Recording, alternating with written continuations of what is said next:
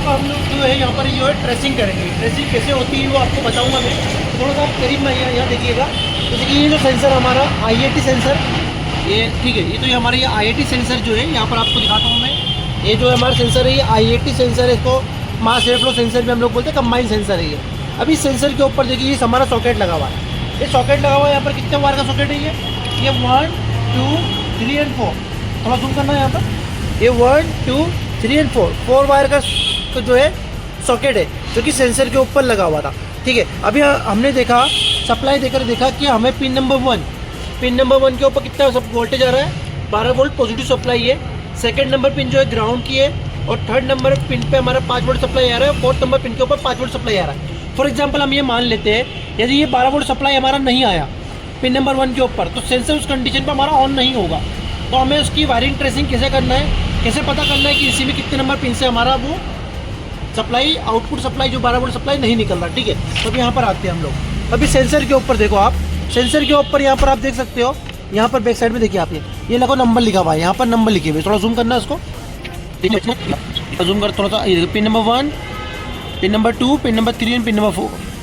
ठीक है, 1 2 3 4। अभी पिन नंबर जो ब्लैक वाली जो पिन है यहाँ पर दिखाना, ब्लैक वाली जो पिन है ये पिन यहाँ से होती हुई ये पिन जो है हमारे यहाँ तक जा रही है, ये हमारे ECM कपलर तक जा रही है। अब कैसे वायरिंग को ट्रेसिंग करना है कि वायरिंग ओके है या नहीं ओके है, तो सबसे पहले हम लोग क्या करेंगे, इसके ऊपर मल्टीमीटर के ऊपर सबसे पहले इसको पिन नंबर 1 के ऊपर हम लोग इस तरीके से बैक साइड से हम लोग उसको बैक प्रॉप कर देंगे।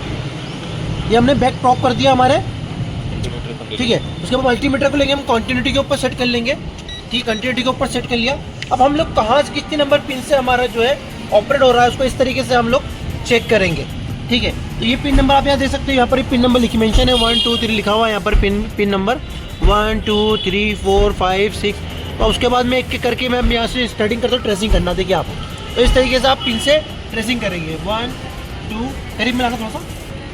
देखिए 7 नंबर पिन से हम स्टार्ट करेंगे, 7 8 9 10 11 12 13 14 15 16 17 18 19 20 21 22 23।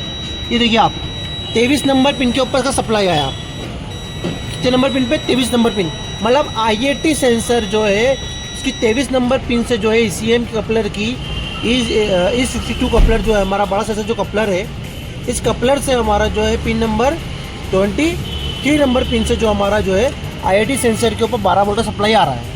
यदि ये 12 वोल्ट का सप्लाई नहीं आता है तो हमें क्या करना है, पहला वायरिंग चेक करना है पिन से लेकर ECM के कपलर सॉकेट तक के। ठीक है, पिन यदि वायरिंग ओके है हमारी, फिर उसके बाद में पिन नंबर 23 को ECM निकालने के बाद पिन नंबर 23 के ऊपर रिवर्स ट्रेसिंग करके हमें उसके फॉल्ट को रिपेयर करना है। तो ये प्रोसेस होती है हमारी फॉल्ट फाइंडिंग करने की या फिर बैक रिवर्स ट्रेसिंग करने की वायरिंग को। ठीक है।